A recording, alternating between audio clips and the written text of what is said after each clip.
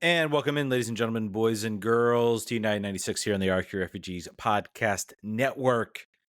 Ted here, Jon here. Much happier times, right, Jon? Everything's fine. Everything's great. There are no issues. No. They won, right? Nothing. Yeah, I feel like I used to be mad about something, and I used to want someone to not, but I don't remember who it is anymore. And all I know is that we won a game, so that's all that I remember. I have a memory that's goldfish-esque. Yeah, I mean, I remember I was upset about something, and I have vague memories of people sneaking into my house and shooting me with some sort of serum. But it was a weird dream, and suddenly now I'm like, oh, Kasper's great. He should be soccer director of soccer operations for life. Apparently, so that's what that did. Jon, hey, my friend, how was your weekend? I hope it was good. It was holiday good. Weekend. It is, and still is technically the weekend, I guess, in a way. How was my weekend? Well, see, I played baseball this weekend. If you guys know me, I'm old. I'm on the older side to be playing baseball, and I just came back from surgery about 6 months ago. And I saw the doctor last Tuesday. He was like, "Hey, just take it easy." And I'm like, "All right." He's like, "You can play, but take it easy." I'm like, okay. And then I went to go play, and then I had to throw the ball to get a guy out, and then you kind of forget the take it easy thing when you're in the middle of something. And I just spiked the ball on the ground, and then my arm fell. Like in the movies when like a guy is playing like baseball or whatever sport, and he gets hurt, and then you hear like a loud guitar squeal, and like everything gets real slow. That happens in every baseball movie. That was what was happening in my head as I was being injured. I was like, no, I injured myself again. Anyway, so that wasn't fun. That was not an enjoyable part of my weekend. Did you escape injury this weekend, Ted, in your weekend? I did. I didn't do any. Well, I worked out a little bit, but no physical. And you didn't get hurt, so no physical exertion here. So we'll see. I'll check in next weekend because I think I might be refereeing next weekend. So there's the threat. We'll check in and tell you. I'll let you know how I feel on next week's show. But overall, it's been a pretty relaxing weekend. There was F1 on this weekend. There was a lot of soccer on this weekend. Let me guess. Did Max Verstappen win again? Oh yes, of course he did. Oh man, I can't believe it. Yeah, watching the Ferrari drivers nearly crash into each other, which was hilarious. And I'm sure I'm sure Ferrari fans, if there are any Ferrari fans listening right now, they will be very upset. Or very nervous and feeling like they need to get their heart checked because that was enjoyable for everybody else who's not a Ferrari fan. Right. Try being a Williams fan, people. Come on, it's literally you're never disappointed because if they do bad, you're like, oh well, it's Williams, and if they do great, you're happy because oh man, look, they did that in a Williams. We are losing listeners talking about Williams F1 racing right now. Oh come on, there's plenty of crossover. We have for once something exciting to talk about, and we are bearing the lead. But before we get into the exciting thing, let's get into another exciting thing. We've mentioned this on Twitter. We've not mentioned it, or X or whatever. We've mentioned it on social media and not mentioned it on the show. We are now part of something called Goals.tv, which is a streaming platform for soccer that includes gaming, cards, analysis of sports, every league in the world, or working on every league in the world. You can still watch us if you're watching us right now on Twitch. Please keep doing that. And also, please throw us a Prime subscription or a regular subscription if you love us. You can watch us on YouTube. And you can watch us on Goals.tv, which is an app. And I think it's a web application, but it's definitely an app. So check it out. Yep. Check it out. Support us and continue to support us however you do. You can also check it out on Patreon, which we're going to talk about some news. If you are a Patreon listener or Patreon supporter, you might have already heard us talk about this. We did our regular Thursday Patreon $5 tier show. We saw some people that actually jumped in and started to resubscribe with the show. So I think we're going to continue that trend. So we just need more exciting breaking news on Thursday afternoon when both of us are available on Fridays. As long as that happens, it's a path to money making for sure. Yeah. So, I mean, let's set the scene because obviously, from a vibes and mood perspective, as we disappear from the Twitch stream, there we go. We're back. From a vibes and mood perspective, things were pretty bad before Saturday. Things were, I would say, right until kickoff, right until I saw Tecuda Pietro in the lineup. Vibes were bad. And Wayne Rooney decided he is going to start airing some dirty laundry. First, I believe he dropped that he has not been offered a new contract. He said discussions were. He's not even heard back from the team about a contract extension. So that's wild. It's like, hey guys, Can I have a contract, please? And then it went silent. I believe on the post game, he kind of seemed to indicate he's like, I think he maybe got the message after that. He's like, look, like you're playing for your job right now. We need to make playoffs. We need to make playoffs, and then we'll talk. Like it's kind of what it seemed like. Charlie Boehm asked him, "Are you playing for your job?" He says, "I'm comfortable. I'm fine. We got to win games. That's what I do here. We're trying to make the playoffs, but I'm fine. I'm comfortable." So he's very much like, "Bye. see you later." I mean, wow. After this game, it does make me maybe think, oh, maybe we need to give him some more time. The price is going up. I think if a couple more of these games in a row, he's like, I'll leave them on red now. Dave will try to make a phone call like, "Hey, I just want to talk to you about your performance this year." Yeah, he expressed some. I think he expressed some frustration. You know, I think we heard early on in the press conference, he's like, "Oh, we can't make it work from a salary cap."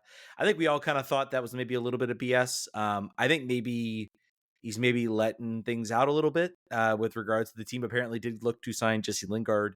He also asked about adding Reva Morrison, who's still sort of hanging out in training, doing training. Apparently, looks really good in training. And wanted to add him to the roster. Super beneficial for us how great he looks right now in training. I guess it's difficult to make of this other than, I mean, clearly I think he's frustrated with what the team was given. I think he feels maybe a little frustrated about how this year has gone.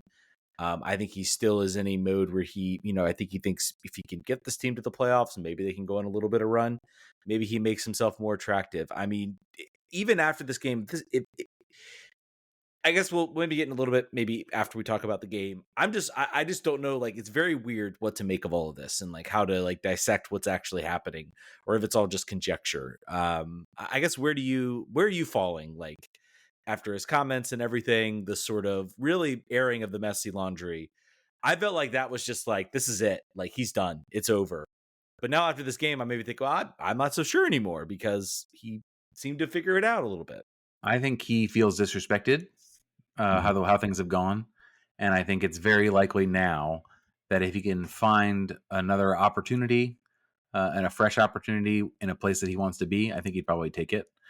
The way, and it's so tough because the way that his quotes to Goff very much sounded like the guy who wanted to stay at any cost, and it was like, "Please, please sign me." But after the win and then the press conference, he seemed like the opposite guy. So I don't really know what the intention was.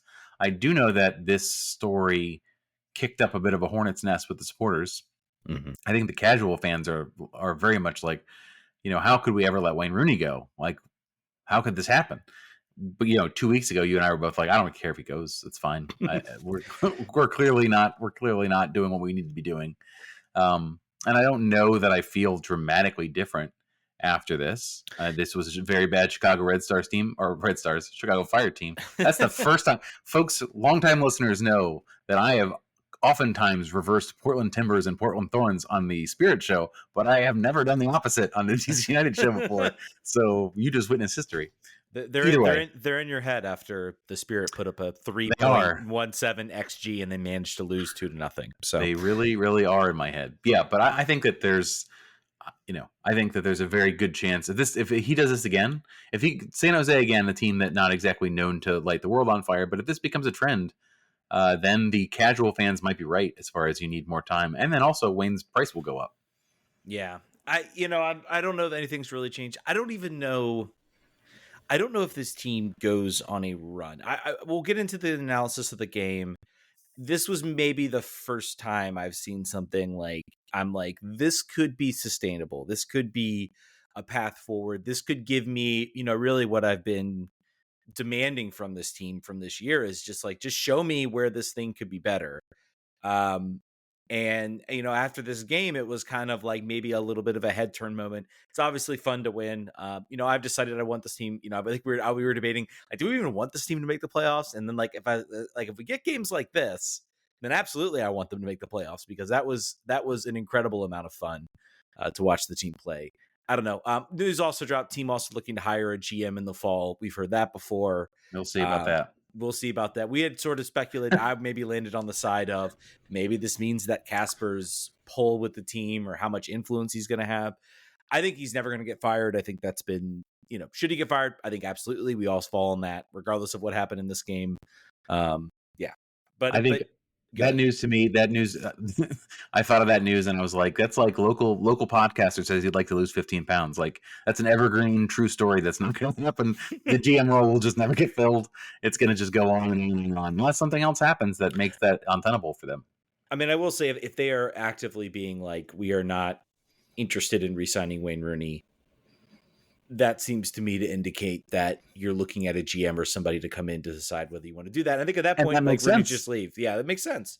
I mean, I think there are plenty of coaches that could have come in and set up that lineup and could have seen how that team works. I don't think Rooney has done anything significant. And the fact that we're, coming down this stretch and we seem to finally have something, I think it's also maybe a little bit of testament as to what, what is Rooney building? What was he doing all those years or all those training sessions? Could he not see that tactically? It took him this long, sort of throwing a lot of things at the wall, trying to come up with different items and trying to find something that sticks. I think it is a little bit of a hit against him.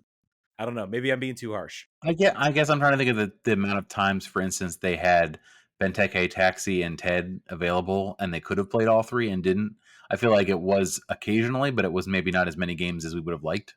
But then again, the switch to the 5-man back line was done because at the beginning of the season, the 4-man back line had like 14 goals scored out in 4 games. So I'm not willing to give him a lot of credit. I'm not willing to give him a whole bunch of the blame. I think the roster construction sucked. I think it got hit with a lot of injuries. But your point that saying this could be very closely tied to the fact that we don't have a GM and the GM is going to want to have say over that. And you know what? We want the GM to have say over this. Yeah. We want the GM to make their choice who they're going to last for more than one season, right? Yeah. I mean, honestly, it would be as close as we can get to if, Wayne, if there's an announcement that says, we'd like to congratulate Dave Kasper and, thank him for his services as director of soccer. He will now be moving on to a new role in the organization. That'd be as good as message as anything as we're going to get as far as a firing. And we hope that happens. By the way, apparently never underestimate the thin skinness of soccer team executives. Who do we think was the one who ordered that? And by the way, if you're not familiar, I think the Rose Room, it was either I believe it was the Buzzard Soccer Point. I believe it's a friend of the show. Buzzard Point Social, Angus. Angus and Buzzard Point Social came up with a Kasper Out banner, which I had sort of called on. I'm not going to take any credit for this, but I had sort of said, hey, I think the fans need to stand up. I'm not able to go to games. I'm like, come on, someone put a banner out there and it'll get attention. It'll get golf posting. It'll get other people posting. It'll get engagement. And, my other option was they're probably going to want to take it down. And if they do, let them, because that will post about that. And that will also get more attention. And that is exactly what happened. I don't understand why people that run these organizations think like, this is a good idea. We should force them to take it down. Like, we should do this. We should do this. Like, this is a good move. Like, what do you gain? You gain more attention from doing that. You gain more pull than if you just left that up. Oh, for sure. Yeah. Oh, for sure. I mean, I think it's about managing the moment versus managing the story. Yeah. I think if you let this one sign go, it would not be on the power rankings on MLSsoccer.com. It would not be mentioned by the Washington Post. It would not be mentioned by Pablo Maurer. One sign in a stadium during a 4-0 victory would be unreported. But now it will be. And you asked me who do I think it was? I have no idea. I know that he goes to games. I know that Dave Kasper attends games. There. Could be him. Could be someone that works for him. Yeah, that's usually the way it goes. It's like the assistant to the person who's like, get this out of here. Throw this sign out of here. So, I don't know. I think I was thinking about it today, and I was thinking, I wonder how much different this is than the Spirit situation, which is, again, Angus sign holding. Different. Doug, it's different. It's different. I think that what I didn't want to do is underestimate the possibility of change again, because that's what I did last time. I thought that there's no way that this is possibly true, or this will work. I think that there's a confluence of things happening here at once. You have this Wayne Rooney situation kind of petering out potentially. You have this open position for a GM. Ted has talked forever about how this was basically Dave Casper's last chance. He put this as like Wayne Rooney's wild ride. You put together this roster of older players to get us to the playoffs and then see what happens. And then all these injuries happen, and then we had racismo part due and lost another player.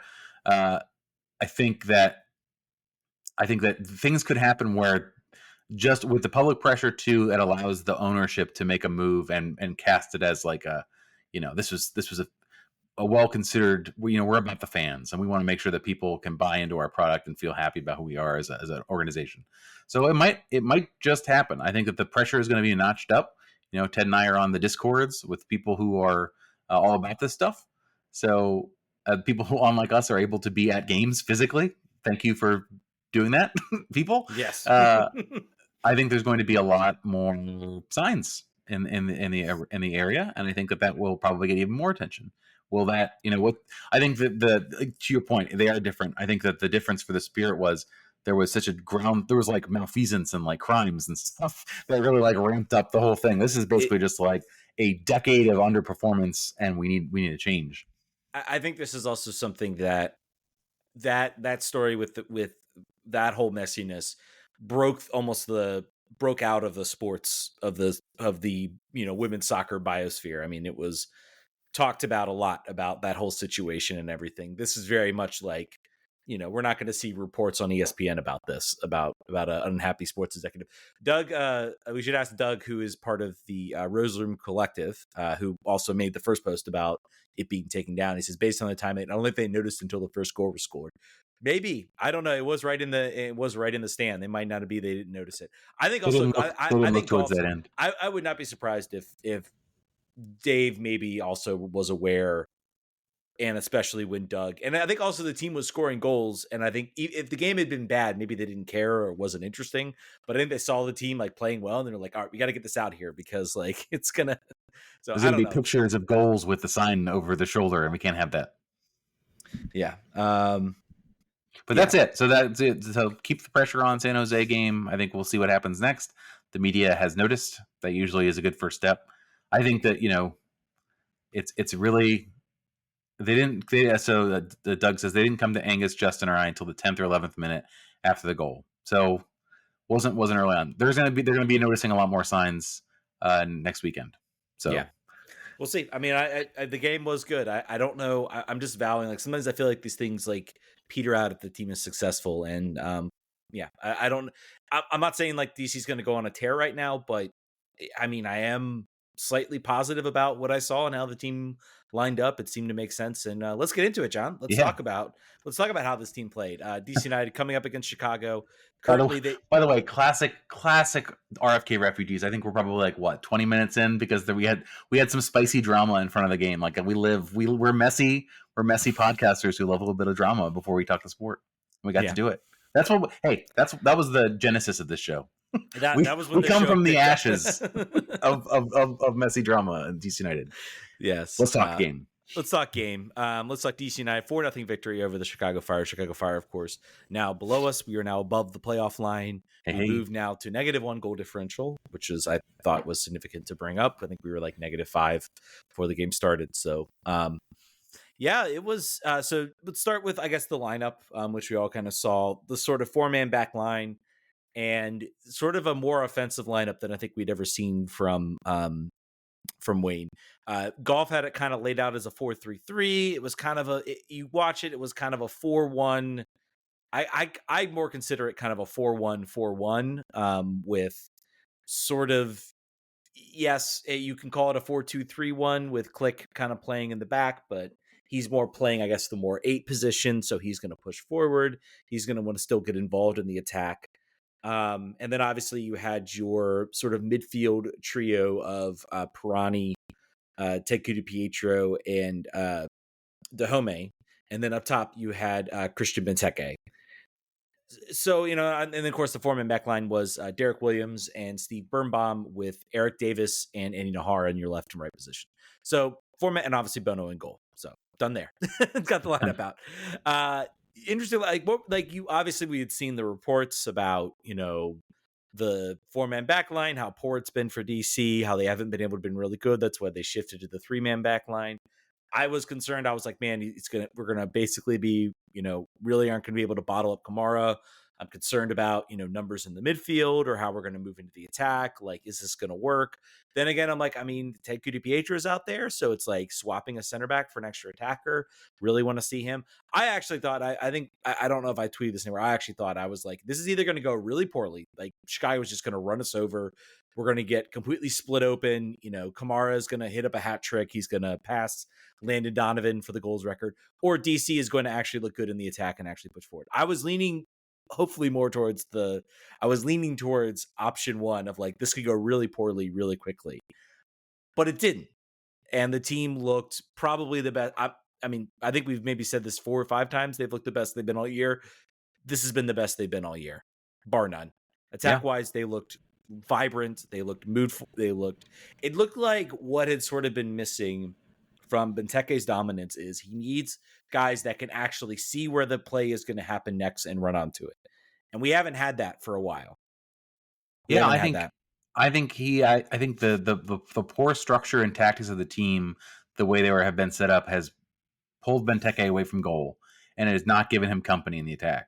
And this game sort of saw what happens when that's not the case, right? Like you look at the last goal, he was in an ocean of space.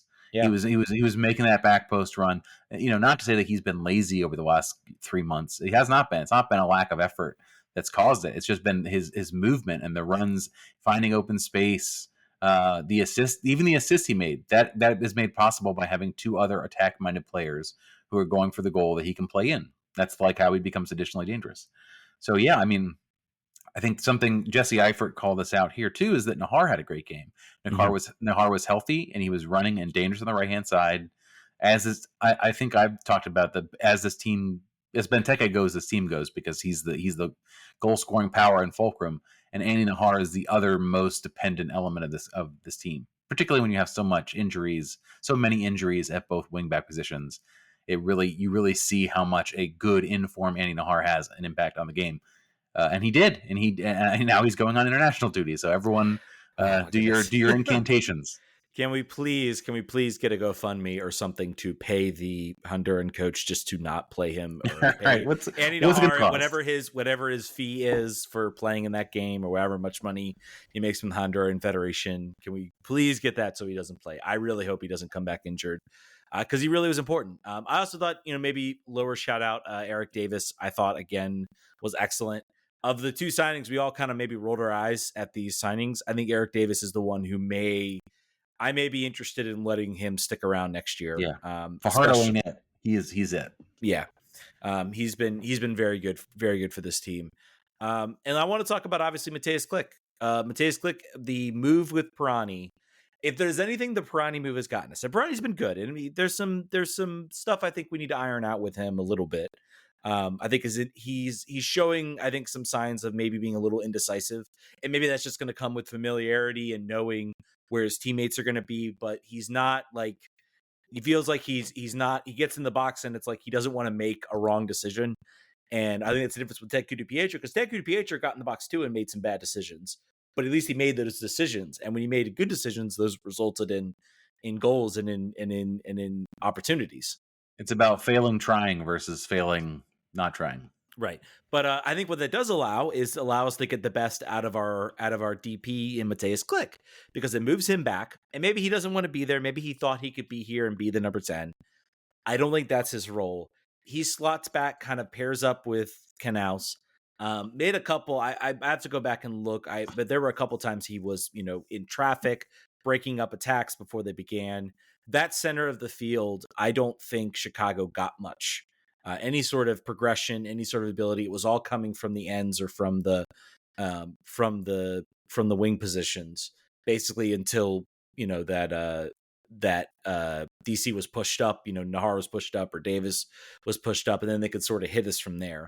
Middle of the field, like they tried anything in the middle of the field. Knaus and Klich were both there. They gobbled it up, and it allows Klich more time to pick out a pass, especially a absolutely just peach of a ball to Christian Benteke, who shows incredible ability to juke out I don't think we've ever seen that from him, as far as like being able to get in front of goal, make the dribble, make the defender miss, and then just a calm, very, very calm finish. He was like a forward with a confidence transplant at that moment. He did not look like a guy who hadn't scored since the first week of June.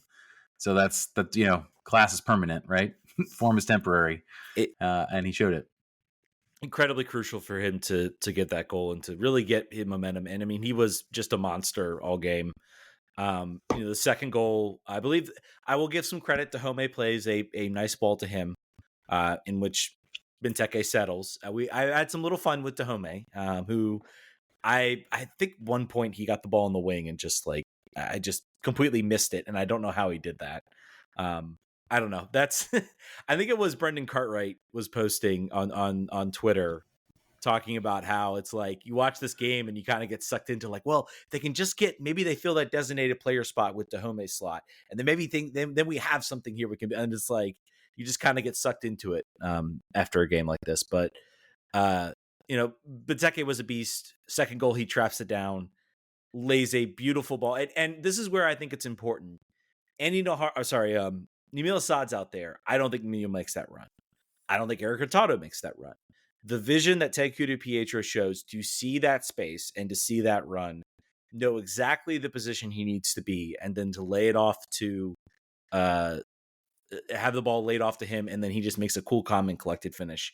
That goal was everything. I was very, very, that was probably my favorite goal of the night. I know the Benteke goal was really nice and probably from a aesthetic perspective was really good, but that goal just kind of made me say, this is what we've been missing for so long. And if we can keep this up, maybe we have something here that we can build on from next year. Maybe I want Benteke back if he's going to have if he's going to have Pirani and Ted Kudu-Pietro. For sure. There. That's what we said, right? You just can't have him as he's not an individual contributor, right? He's got to have a posse. Somebody in the chat, I'm not sure who said it, but TKD, well, Howdy Partner says that this game proves that TKD should start every game until proved otherwise. Yeah. I think he's got to stay healthy. Hopefully he's still young, but he's struggled with injury a little bit this year because he's basically gone from like no minutes to all of the minutes. So that's pretty typical. Yeah.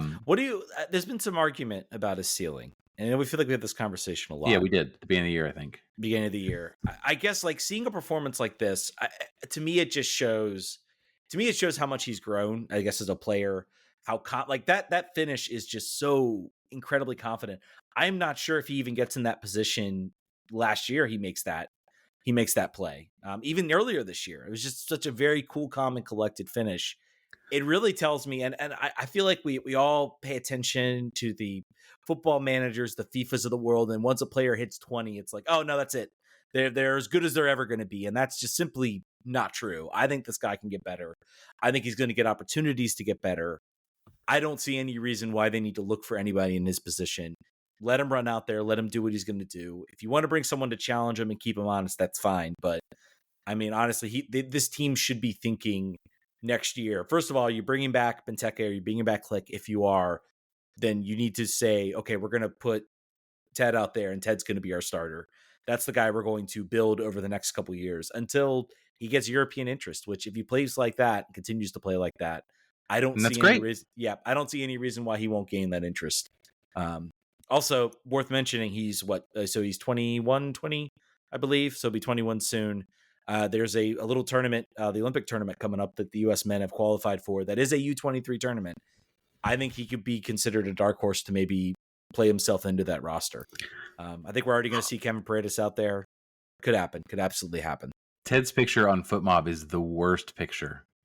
It is the worst bowl cut. So we got to fix that. That's job one. Got to take care of that. I don't know. I don't know if FootMob still has Jonathan Bolaños, much younger, 24-year-old American, is still as a 45, 46-year-old Costa Rican player. I hope so. That would be great. I'll go back and check that. But yeah, I think the ceiling is. I think the ceiling is a really great question. I think that it's very obviously the talent has met with the confidence of both the manager and then the reps, right? He's getting it's the perfect confluence of forward progress. Kevin Paredes like jump, right? I think Jesse Effers is good enough for us. He absolutely is good enough for us. I think if you let's look at this route. We've done this a bunch of times, but it's fun. I like to do this. Let's look at the starting 11 and see where, if you were to build from this, what you would change in 24. Bono in goal. or Miller. We said this before. Who cares? One of those two. They're fine. Yeah, I wouldn't spend money there. If you really find a talent that you think you can build, honestly, I would say in my opinion, I would much rather them look and sort of build out either an academy product, find a guy in college to take that third spot, maybe a guy that you see that can. You've got a goalie on your bench. You've got a 20-year-old goalie on your bench that can slip in that particular role. But it's either him or figure out who your long term, because you do need an elite goalie. I love Bono. I think Miller's had a rough patch. I don't think either of those guys are going to rise to elite levels, and I think you need that elite level. So, but I think purely from a budget management perspective, yes, I think you keep him in. I'll just skip to the places where I could see you want to spend money. Eric Davis, you would want to find Mahana Jihadzi supposedly will be back next year, and all things equal, they're going to want to start him because he's a big money man and he's supposed to have a high ceiling. Derek Williams has been great. It's one of him or Steve Birnbaum likely is not your everyday starter. Pines has gone to witness protection again. We don't know why. People keep asking us why that is. We don't know. We've not heard anything. So one of those things would likely change, I think, in a 2024 team. Andy Nahar is super talented. I think Wayne said it in the post game, just like, God, if we could just figure out a way to keep him healthy, he would be one of the best players in this league because the availability is the only thing that's holding him back.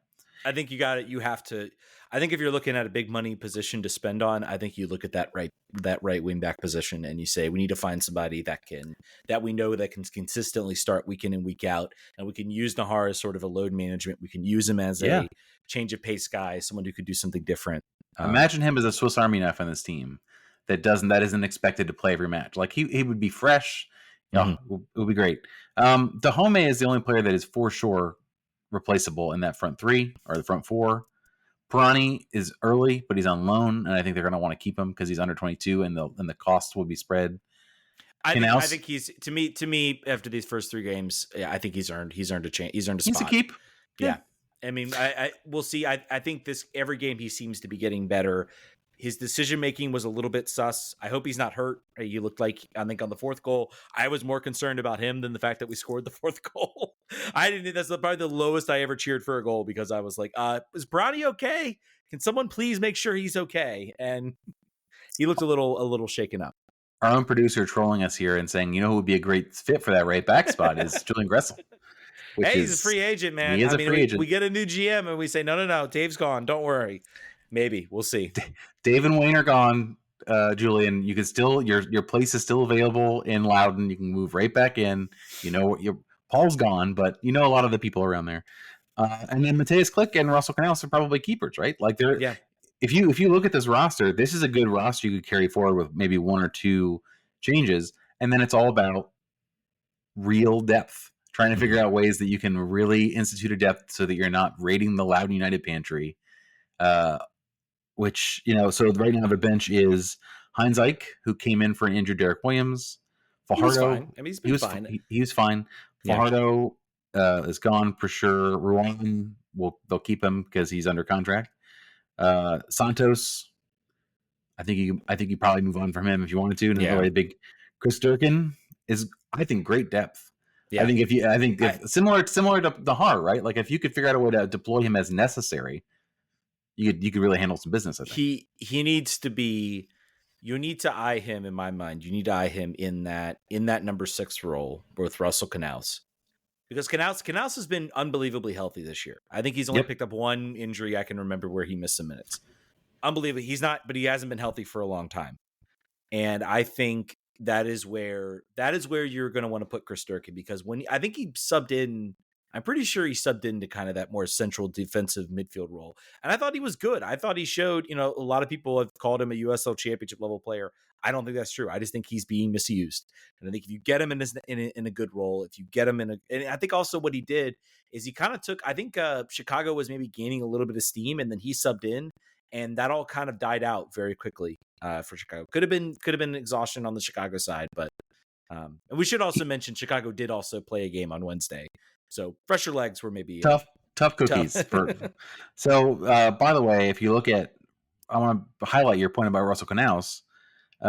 He's on track to eclipse his MLS record in games played. He played in 2017. He was a late season addition, played 10 games. 2018, 20 games. 2019, he played 26 games. And then after that, 12, 21, 18, and this year he's at 21 so far. So looking like he's on track to eclipse it, barring injury or selection, or at least tie it. So, and this is also his highest ever. Again, FootMob is an exact science, but it's highest average rating as well. So I think the numbers back up what you're seeing is that he's available, and when he's available and healthy, he does the job better than anybody else on our roster doing that particular thing. So him and Click are an interesting two-man. It's a more interesting two-man than was Felipe and him, than Junior Moreno and him, than the other cast of characters that have sat next to Russell Canouse. I think this could be from a skill perspective and what they do differently. I think is kind of a cool pairing. We'll see how it goes going forward. Yeah. Also, producer Brian mentioning we did not talk about Lewis O'Brien has finally found a track at Middlesbrough. So he is, which I believe is the English team that DC UK, That's right, James over at DC UK supports. So congratulations to him. He gets to watch O'Brien play, and he probably maybe already has an O'Brien kit that he can show us at some point. Keeps it in the family. Lucky James. Yeah. So I need to go back and read. I was a little bit frustrated. The Athletic, I think, did a weekly review, and they talked about DC, but all they did was talk about how awful it was that Lewis O'Brien had left the team and how much that team had struggled.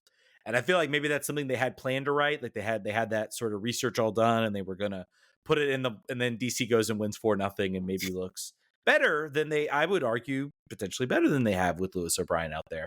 So maybe that kind of changed some things. So I'm interested to read that article. I might check it out now that I got a little bit upset. I was like, you guys didn't actually talk about, like, I've been looking for any type of no Matt Doyle, nothing. No one can talk about, like, because I use them as kind of like, am I homerish, which is very possible, Likely, or do they all think it's real? Do they all see it as real? By the way, vote for Christian Benteke Player of the Week. We all know Leo Messi's also on there. He will probably win it. So what? That would be wild if that happened. Yeah. Second goal for Christian Benteke. By the way, I believe that's Christian Benteke's 10th goal. And I recall I saw on there's 13. I said a handful of goals because I wasn't sure if anybody else who's leading the Golden Boot race has scored or anything like that. I believe he's now like 5. Was it 5? He's probably like 5 or less goals off the Golden Boot race. Would it be wild if he like picked it up and like he suddenly like shot himself into like the Golden Boot race, like right there at the end? And then goes on and wins it, and then it's like, it's been a weird year. There hasn't been like a real like dominant goal scorer. This is kind of like the Ola Kamara year, where there really wasn't like a dominant goal scorer because Joseph Martinez was injured. I think this has been kind of similar in a lot of respects. That there really hasn't been like a guy who's just running away with it, scoring 10, 15, 16, 17 goals. So interesting. RJR and DC asked, should DC United look to transition Durkin into a center back role? He could be a top level center back. They've tried that a couple times. I have thought of this. I think he would do well in a 3-man back line. I am not sure he would do well in a 2-man back line. I think if he played kind of the Victor Paulson role kind of in that 3-man back line. But overall, I don't see it as I don't see it as happening. I've seen him sunned on corners too many times to have him as your center back. I'm from an aerial defense perspective. He just doesn't. He's not very strong in the air. I think he could do it. I think he could if he really committed to it, and there was a coach willing to let him have that time to build that role. I just don't think. I think we're kind of past it at this point. It's like maybe better there than fullback though. Yeah, certainly not my favorite spot for him. Yeah. Oh God, scenes of that game. I want Durkin to be good, man. He's a Richmond I get it, and I think if used correctly, he can be. And I think and not being relied upon to be in the. Because listen, if you look at his salary cap hit, you look at sort of the context around the player. Mm-hmm. He doesn't have to be in the starting 11. Like it's not. There's other players where you're like, well, we've got to play him. It just makes sense from international spot, DP slot, high salary, whatever. It's not really the case for him, unfortunately for him. Like a new coach that comes in that doesn't have the history with Chris Durkin could say, I'm gonna, we'll plug you in where you need to be plugged in.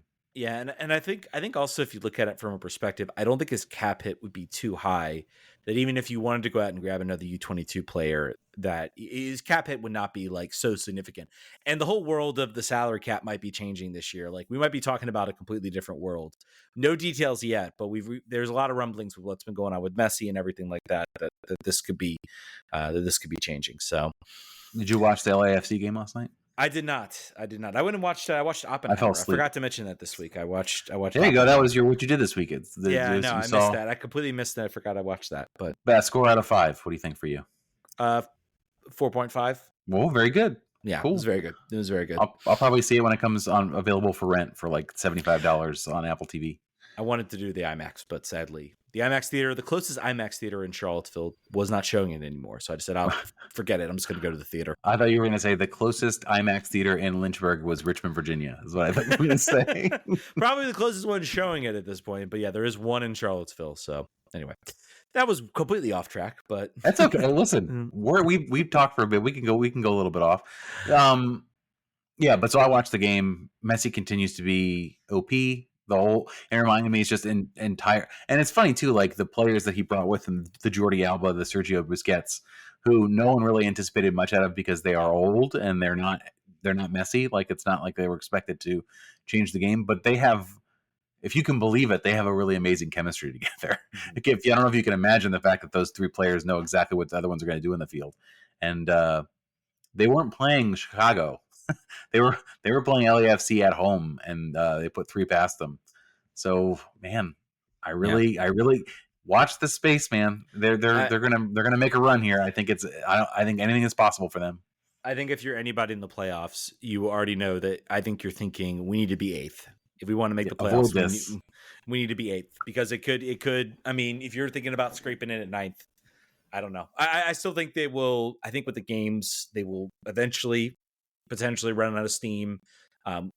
Nashville showed that they are not completely infallible. You can still hold them to results, and they pick up a couple of draws, and really this run can end very quickly. But again, I'd say crazier things have happened in the league. I did want to get to this question. We got a question from our Discord. Someone asked in the chat if we have a Discord. Go to our Twitter page. There's a Discord right there. Jump in. It's a nested answer to your question. Also, producer Brian will always answer your questions anytime. Producer Brian, help you out. Yeah. Mr. Maglu says, seemed like the connection between our defense and midfield broke after Williams was subbed off. I didn't take a close look at the stats, but folks get the sense that this was a temporary issue or until the lines reconnected again or a cause for concern. I don't know if I really agree. Maybe I don't agree with that. They were up 2-0 at the time. By the way, wild. We didn't even talk about like the second goal, like wild own goal. The coolest own goal ever in all time. Totally confused. Like, and I was kind of laughing. I was like, that's a goal, right? Like he's not calling foul, but I think because he sort of ran to the box and pointed in the direction, I think that's why he got confused. To answer Mr. Maglu's question, I don't know if I agree with that. I don't think there was really any noticeable. I think Williams is a great player. He dribbled out of the box, which maybe caused me a little bit of a heart attack because that's what got him in trouble against Philly. But I don't know if I really noticed too much. Wayne talked about controlling the game state and changing sort of tactics on that point after the score change. So I think you might be what you might be seeing might be intentional, but I don't have the passing charts in front of me here, so it's entirely possible. I mean, I think let's go. He had almost no stats. Derek Williams basically did not exist for 13 minutes or for 24 minutes. I mean, I think he showed. I mean, I don't know if the stats probably don't bear it out, but I think he still showed sort of the incredible calmness in the back line that's generally been very good this year. That has kind of helped this team. I think he is a guy. I think maybe I would still want to see next year based on his performance. I think he's been an upgrade. So I don't know. To answer the question, I don't believe a cause for concern there. On that front, but that was like still the wildest goal. I don't know if Dave Kasper even got his like it's in the net call because I think everybody was just confused. He was very, very confused. I always make sure to turn on the home broadcast whenever I can. I will say that Dave is undefeated about missing that. Like he's like I think that was It's like maybe his spot is an obstructed view to the linesman. I don't know. Like it just always seems like he doesn't know that. I think at one point too, he like thought that Chicago had won a penalty, but that he was actually calling a goal kick. Again, another easy symbol. It's the same outstretched arm pointing at the corner of the spot from where he's. I think it's also hard. I think where he's sitting, the radio. Yeah, I have a radio to get a spotter for him for like a on the ground spotter. I mean, I'll keep listening. That to me, it tells me there's no producer there, right? Like, there's nobody actually It's just him. There is. No, there is, because you can hear them talk to him in the breaks. Like you can hear Dave, because they never, ever cut it off right. So they'll just leave hot mic basically. Every game, all the time. By the way, I will never stop. I'll never stop watching, because Dave, if we tweet, Dave will say it every single time. So I will never stop. Dave, you got me as a captive forever. Yeah, I wasn't quick on the mic. I did tell him. I said, "Hey, he was pointing at a goal kick. He was not pointing at a." Watching them dissect what Threads was hilarious. They did not know what Threads was. That was probably the funniest moment of the whole night. It was. That's a great lead into the fact. Make sure you're following us on Threads, guys. I'm gonna be posting on Threads. I wanted to. By the way, I want to go back to Messi for 1 second before we close the show. I think Carlos Vela said something about basically that players need to start realizing that he's on the other team and they need to beat him. And I'm wondering, who do you think the first team will be that realizes that they can kick him? It's a good idea to not ask for his jersey. It's a good idea to make him miserable, make him mad, and just really, flip him upside down to kick him so hard. Who's going to do that? Is it going to be in the playoffs? Is it going to wait until then? Because basically right now it seems, they're playing him hard, but they're not playing him as hard as they could, so to speak. Yeah, man. I think I will be curious in the US Open Cup final with Houston. I think Cincinnati could do it. I'm looking at any of these teams. Do they play? This is weird. They play home against Charlotte, and then they finish up on the road against Charlotte. They play Charlotte twice. Home and away series for Charlotte. I mean, I'm more what I was looking at. I was like, is anyone played Messi that's going to then, like, because I feel like once you play Messi, then maybe the mystique kind of dries off, and you're like, all right, we've been through this before. Inter Miami has a home game against Cincinnati. That's a team that I feel like could maybe get the best of them. Although, man, they really they've kind of hit a little bit of a rough patch, cruising towards potential MLS points records, and it feels like they have not been the same a little bit since then. So actually not much of a rough patch actually, but they're not as flying high. They don't look as confident as they used to, even though they had a really nice Wednesday win. And congratulations to Lucho Acosta, who might win the MVP award. Hell yeah. Somebody said, our Discord friend F me gently with a chainsaw says, I think Messi goes harder if you do that, which is maybe true. But I think you again, like I said before, you fail trying versus fail just like, hey, Leonardo, can I get your shirt? Can I get your shirt, please?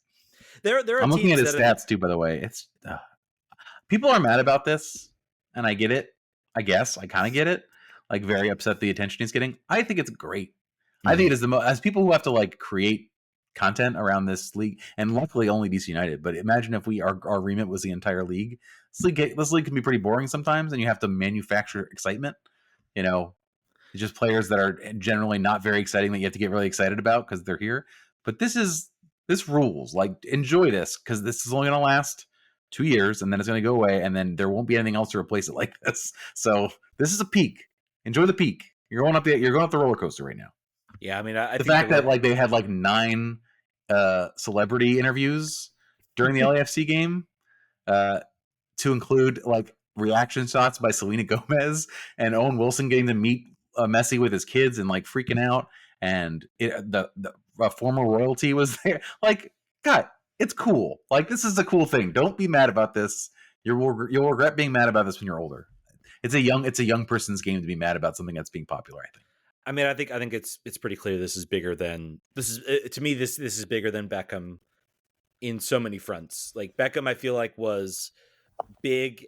I don't know if this is actually going to. It could die down, but I don't know if it'll actually die down as quickly because of Yeah, I think I've talked about it earlier. This is like a sporting, more than a celebrity signing. This is a sporting, elite sporting signing. Like this is more, this, I think this is closer. Beckham, people compared Beckham to when Pele arrived here.